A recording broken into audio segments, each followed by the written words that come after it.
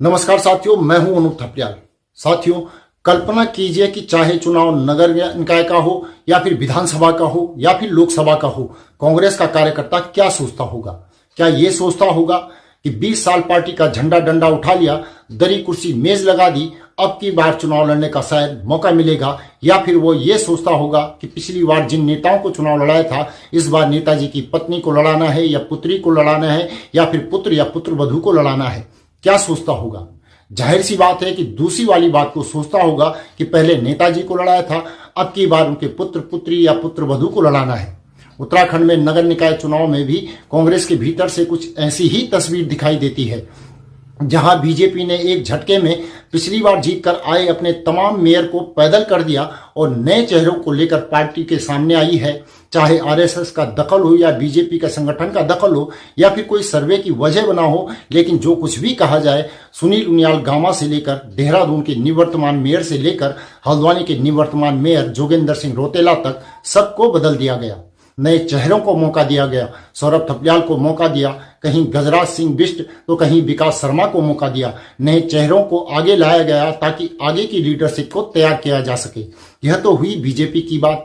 अब कांग्रेस की तस्वीर भी आप देखिए। देहरादून में मथुरा दत्त जोशी ने इसीलिए अपनी नाराजगी जाहिर की कि वह लगातार प्रत्याशियों के टिकट के ऐलान पर उस कागज पर दस्तखत कर रहे हैं, लेकिन खुद उनकी पत्नी रुक्मणी देवी को पिथौरागढ़ से मेयर का चुनाव पार्टी नहीं लड़ा रही है। यह उनके 48 साल की मेहनत की तपस्या का फल है। वहीं दूसरी तस्वीर पिथौरागढ़ से आती है।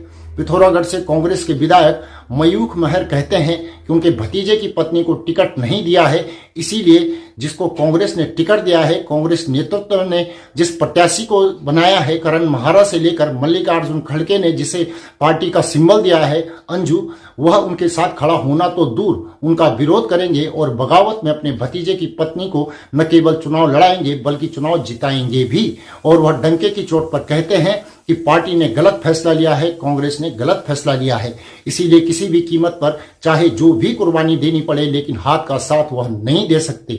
उसी हाथ का साथ नहीं दे सकते जिसके बूते वह 2022 में विधानसभा का चुनाव जीतकर विधानसभा में पहुंचे हैं। यह नजारा कांग्रेस का है।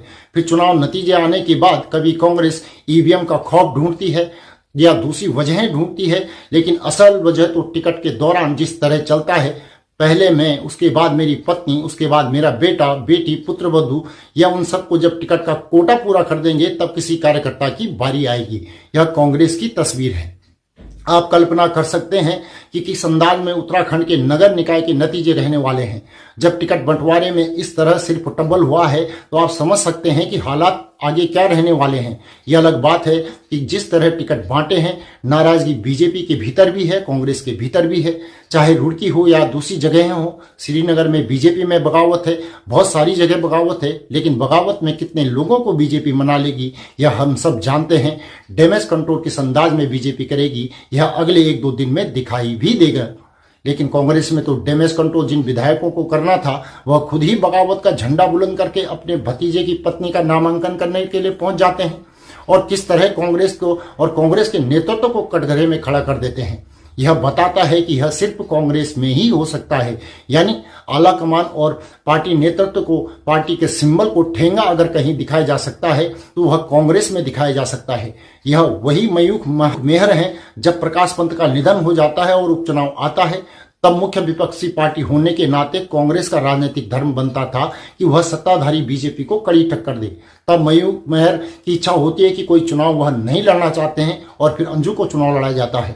लेकिन जब 22 में विधानसभा का चुनाव आता है तो मयूख मेहर फ्रंट फुट पर आ जाते हैं। वो कहते हैं कि चुनाव उन्हीं को लड़ना है क्योंकि पिथौरागढ़ की सीट उनकी सीट है। इसके बाद में वह विधानसभा पहुंचते हैं। कांग्रेस में बड़े बड़े दिग्गज हैं जो सियासत में सिर्फ अपना और अपने परिवार का फायदा देखते हैं, यानी कि मयूख मेहर को चुनाव कांग्रेस पिथौरागढ़ का कार्यकर्ता लड़ाए, फिर उनके भतीजे की पत्नी को चुनाव लड़ाए, तो कहीं पर हरीश रावत को चुनाव लड़ाए, फिर उनकी पुत्री को चुनाव लड़ाए, फिर लोकसभा चुनाव आए तो उनके पुत्र को चुनाव लड़ाए। यानी यही सब कांग्रेस के कार्यकर्ताओं का अब काम रह गया है। यह बताता है कि किस तरह से नगर निकाय चुनाव में एक बार फिर कांग्रेस के भीतर का जो परिवारवाद है वो किस तरह से पार्टी की रीति और नीति को एक्सपोज कर रहा है। जहां नेता का एक ही मकसद है कि किसी कार्यकर्ता को कुछ मिले या न मिले, लेकिन अगर उनके परिवार से टिकट कोई मांग रहा है तो उसे टिकट देना ही पड़ेगा, और अगर टिकट नहीं देंगे तो डंके की चोट पर वह बगावत भी करेंगे, पार्टी को ठेंगा दिखाएंगे और पार्टी उनके सामने कुछ भी एक्शन करने की स्थिति में नहीं रहेगी। तभी तो मथुरा दत्त जोशी ने भी पूछ लिया कि क्या विधायक पर कुछ एक्शन पार्टी लेगी। बड़ा सवाल है, क्या कारण है, कुछ एक्शन ले पाएंगे करण मेहरा, क्या यशपाल आर्य कुछ एक्शन ले पाएंगे, क्या हरीश रावत कुछ एक्शन ले पाएंगे, या फिर कांग्रेस का जो राष्ट्रीय नेतृत्व है क्या उसे पता भी है कि उत्तराखंड में इस तरह से कांग्रेस के सिंबल को ठेंगा दिखाकर विधायक ही बगावत पर उतरे हुए हैं। इस रिपोर्ट को लेकर आपकी क्या राय है, कमेंट करके जरूर बताएं। साथ ही चैनल को सब्सक्राइब करें और नीचे दिए गए नंबर या फिर QR कोड के माध्यम से हमारा सहयोग भी जरूर करें। अभी के लिए साथियों इतना ही। अगली रिपोर्ट में आपसे जल्दी ही मुलाकात होगी। तब तक के लिए नमस्कार।